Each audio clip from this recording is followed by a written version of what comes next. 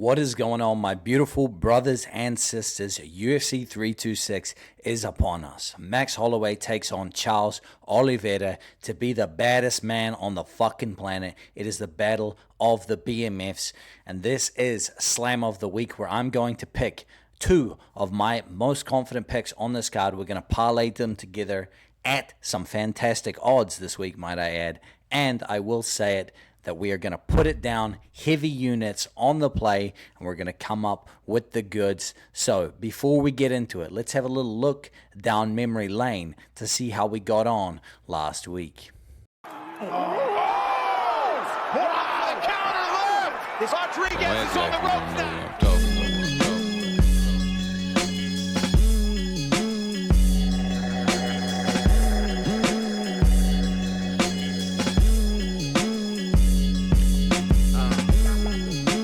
No mercy for the weak.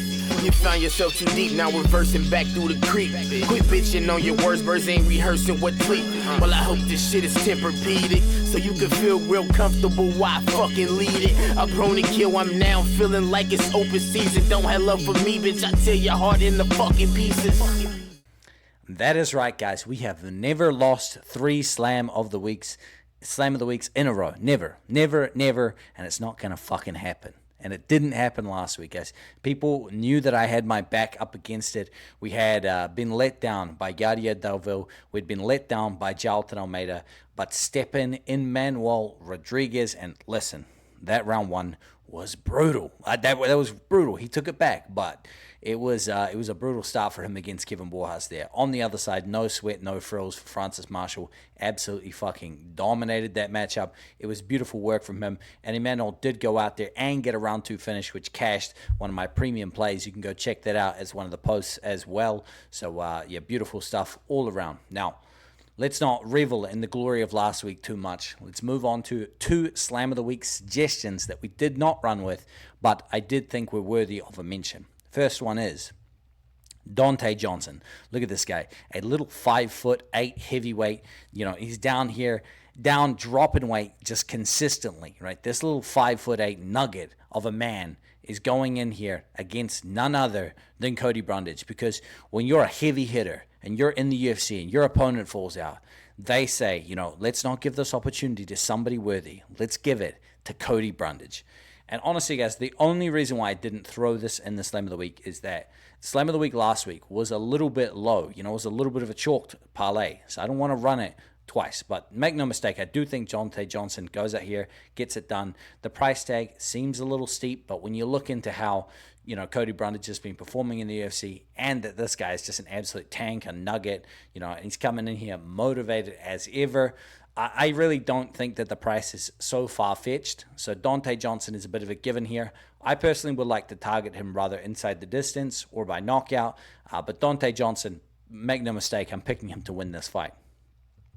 Then we have Caio Borralho, and Caio Borralho is $1.36 minus 275 against Reinier de Ridder. This is a matchup where I think Caio Borralho, if he is intelligent, which, you know, I assume that he is. He seems like a smart individual, you know, fighting nerds, all the rest of it, the beautiful glasses there.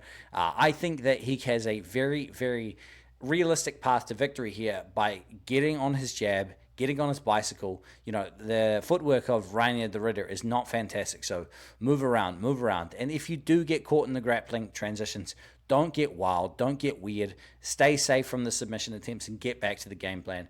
I think Caio Borralho is the side here. I even probably think that he can find a finish here.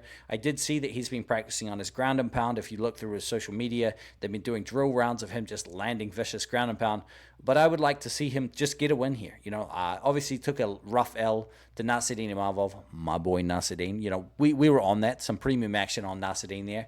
But I will say that Caio Borralho should be able to bounce back here. I think this is a stylistic matchup that favors him more than it does Reinier de Ridder, considering how complete Caio is.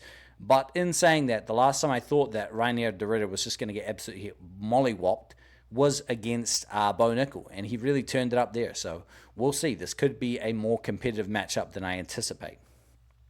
Now, for Slam of the Week, leg one, I'm going to run with What you wanna do? Where'd you wanna go? Who'd you wanna see? What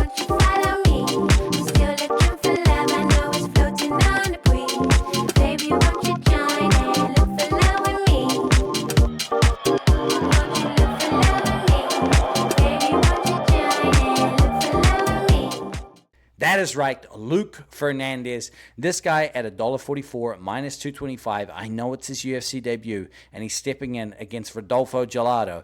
But listen, Rodolfo Gelado is an individual that is coming into here, and his greatest attribute is his toughness. His durability is his number one thing, not his striking speed, not his power, and not his grappling. So I think Luke Fernandez has him covered everywhere, and I think this dude's honestly a pretty good specimen. He's a little bit undersized for the heavyweight division, but I think he makes up for that in his skill set. You can go back and look through him, undefeated, great Dana White's Contender Series showing. He's also been out there in CFFC grappling against the likes of Eric Anders and Phil Hawes, getting a submission and decision victory in those two. So we've seen him compete in the grappling against UFC medal. So Luke Fernandez here, I like him a lot. Leg 2, we're going with a little bit of a chaotic pick, and a lot of people are going to fight me on this one, but I don't give a shit.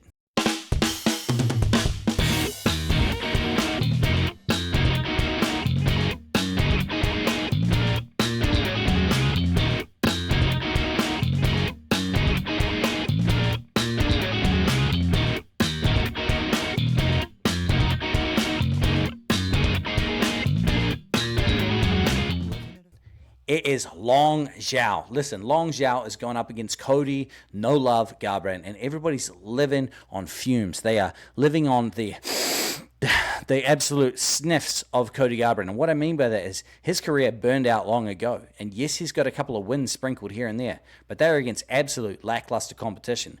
Long Zhao is an absolute freak. This guy comes in here, gives you all the effort. He's got a chin made of granite. He's going to come in here and he's going to fucking push it against Cody. And I think he breaks this motherfucker.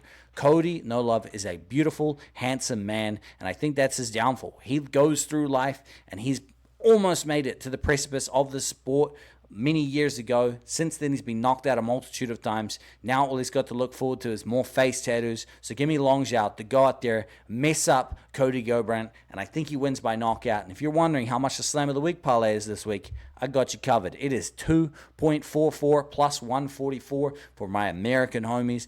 Guys, shout out to the Slam of the Week being plus money. It's going to hit this weekend, and you're all going to love me for it. Now, if you want to unlock the rest of my bets, you can sign up to We Want Picks to support your boy BetSam. The link is in the description. It is WeWantPicks /BetSam. Code BetSam for 10% off. And I will see you all in the next one.